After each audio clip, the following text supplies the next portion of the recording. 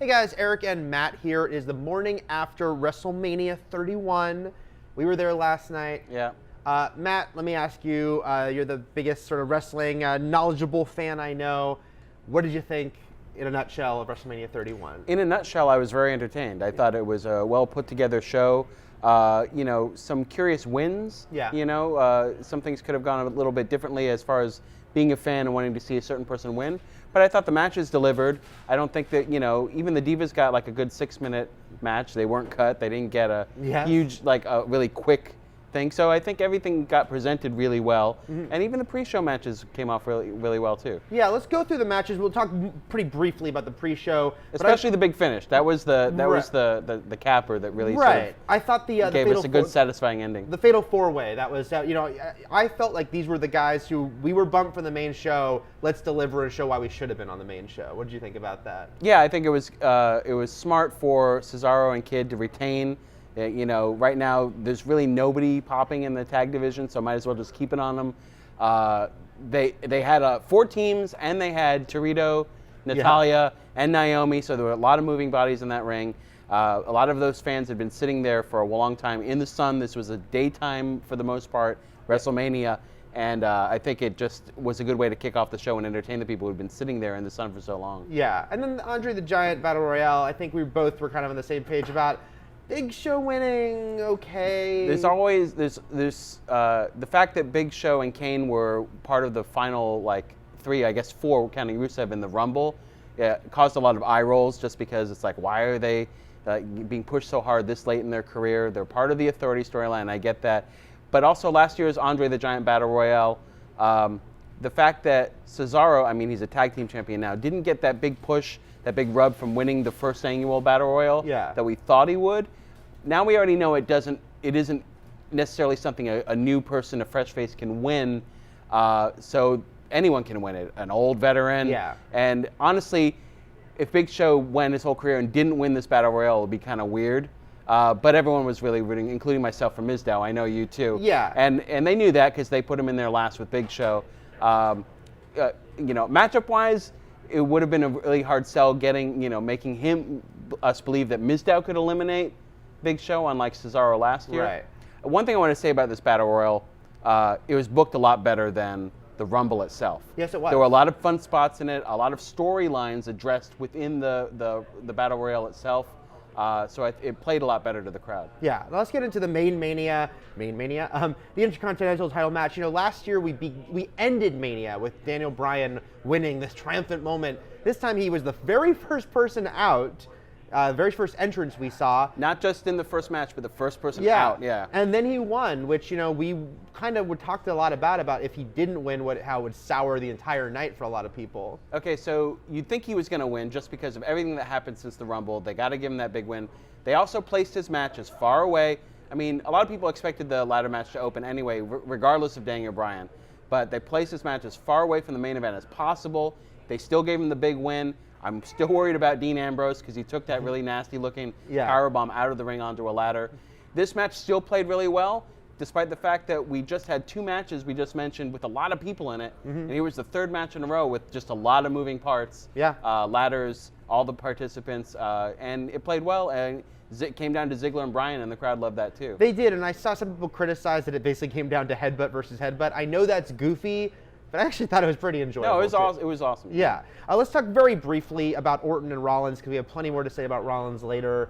I thought it was a decent match with such a great finish. That RKO, it's getting harder and harder to give us a really good, fun RKO spot, because so many have been done, but that one was awesome. Yeah, the crowd went crazy, and our press room went crazy. And it set up Rollins for later. We'll talk about that with the pattern of someone who's about to win big and go over big, kind of losing a lot right before that happens. That happens quite a bit, especially with Money in the Bank carriers, and that was no exception here. Sting versus Triple H, there was a lot of eyes on this one. It was such a big deal to have Sting there, and I certainly had my big moment of his entrance, of my, oh my God, it's Sting. I don't know, I've seen this match a lot of not controversy, but a lot of disagreement about this match. It was definitely a lot of let's mark out because we're seeing all these old school guys pop up. What do you think? I don't think, so this wound up not really being a Sting match. Yeah. And so Sting not getting the win, I think the big win was considering that it might be his only WWE match. It was his first match, and it might be his last match. He didn't get the win, and the story wound up being overall WWE versus WCW. Yeah. Especially once once DX came down and then the NWO came down, it led for a lot of fun nostalgia, and Hogan and Scott Hall took some bumps too. Yeah. And then in the end, because it was that story, WCW couldn't win. Right. You know, essentially, WWE had to still go over. Sure. So I think people maybe resented that Sting kind of like took a back seat in the match to the overall Monday Night War storyline, which is what it became a microcosm of. I see both sides of it, because I understand that even if you're going to talk about these things, and we do with wrestling, continuity-wise, it's even a little weird that NWO was just supporting Sting, because they've acknowledged enough in the show that a lot of these guys are buddies with Triple H and whatnot. And so there was some weirdness. And they both shared members. If you're talking about like X-Pac, you know, and Hogan, you know, like going back and forth. Yeah, so that was a little weird. But I still, look, and I also know people complained, hey, it's a bunch of old guys in the ring now. But look, we can't have it. We don't have a time machine, sadly. We can't go back and have DX face NWO 15 years ago. It was still pretty cool to see them all in the ring together. I liken this to the end of the era match that Triple H had with Undertaker, his third match with Undertaker when HBK was a special ref. This was also sort of another sort of end of an era match, especially with that handshake at the end, which felt a little. That was my biggest disappointment about this match, though, was the very end. The finish itself was weak. I was okay with Sting losing, though. I was surprised if it was in a bigger way. And then, Triple H had just brought out his sledgehammer, brought out his buddies, and I know you could say Sting did the same, but it was all after Triple H. Triple H instigated it. He instigated everything. And he won with the sledgehammer. So don't shake that dude's hand. He doesn't deserve to have his hand shook. That was a little strange. So because the match became what it became and became bigger than Sting and Triple H, it makes me wonder if Sting is actually going to wrestle again. Like maybe he just wanted to tell that story. Maybe. And it'll be very interesting to see how they carry Sting forward after this, if they do at all. Then we mentioned at the top a little bit, but let's talk about AJ and Paige versus the Bellas. You said, and I agree, that this was one of the strongest Diva matches we've had at Mania in many years. Yeah, I mean, like the whole Give Divas a Chance hashtag sort of worked out well here. They got some decent time for Divas. Yeah. And these were two teams that over the past year actually feuded within each other. Yeah. You know, and Bellas feuded between each other, and AJ Lee and Paige, of course. So I thought, like, from that sense, the fact that these two feuds converged into a tag match worked really well, considering last year's post-Mania Raw where Paige came out for the first time. Right. I think it worked. And it was a good little buffer between the first and second half of the WrestleMania. Yeah, and we're big Paige and AJ fans. Yeah. So I think we were both happy about that ending. Rusev versus Cena, we don't have to spend too much time on, except to say one of the greatest entrances ever Rusev had. It didn't get much better, especially considering I really wanted Rusev to win, and I don't like to see Lana hurt, and I don't want the rift to be caused between them. Right. But she's got to go shoot a movie, so they got to take her off TV for a while.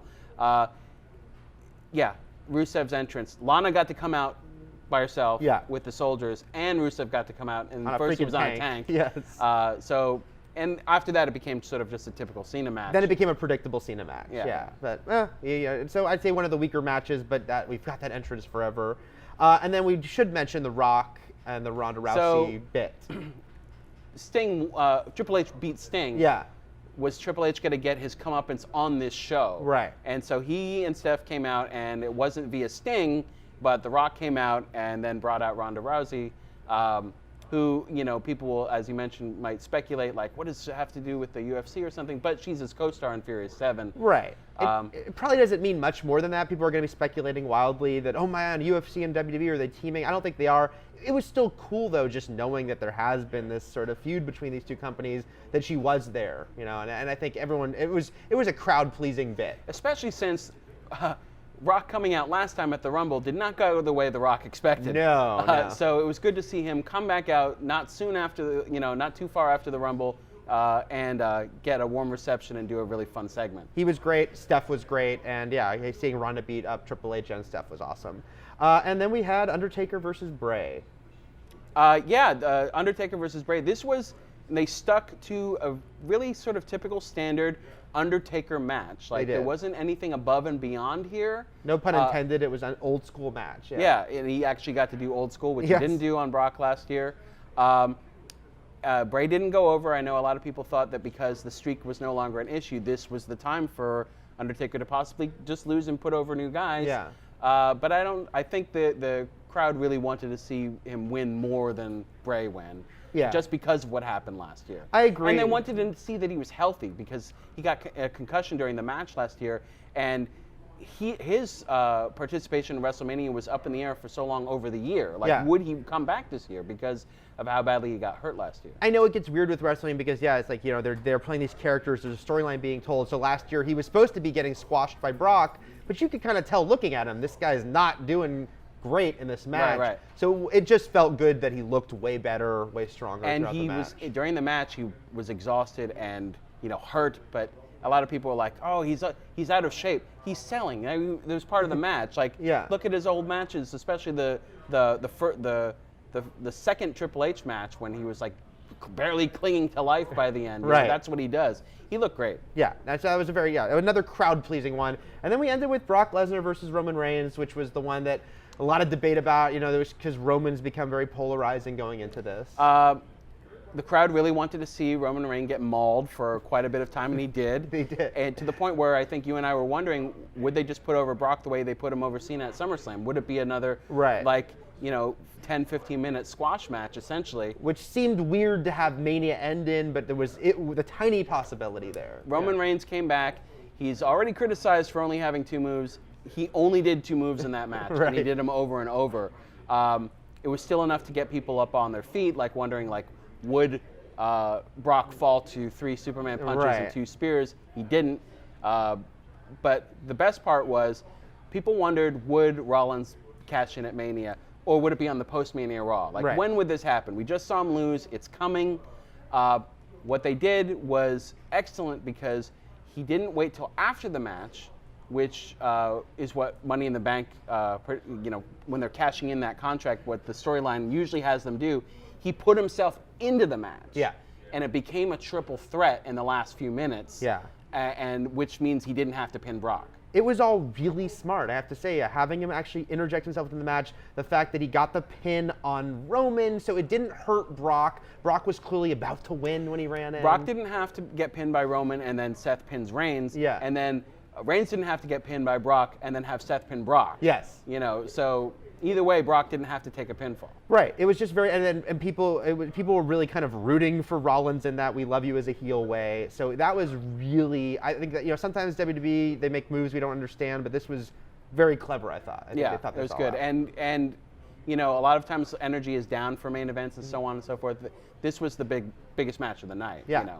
Overall, the last thoughts, what do you think in looking back at Manias? Do you think this is going to rank high as far as when people look back at Manias? I think so. I think it was a smart move.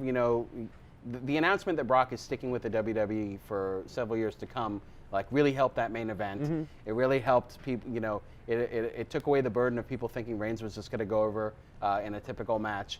And it really and the energy was really great on this. And the matches delivered to the point where there wasn't really anything that took the wind out of people through the whole thing. Everyone was up and alive. I think it came off well on TV. It sure came off well live. And I think it's been really strong. I think it's been one of the better ones since Undertaker was delivering really great matches with, say, Shawn Michaels and Triple H. Yeah. So we had a great time there. Our press room was going freaking crazy, more than I've ever seen it. That's what we thought of WrestleMania. What did you think? Let us know in the comments. For plenty more on WWE, keep it here at IGN.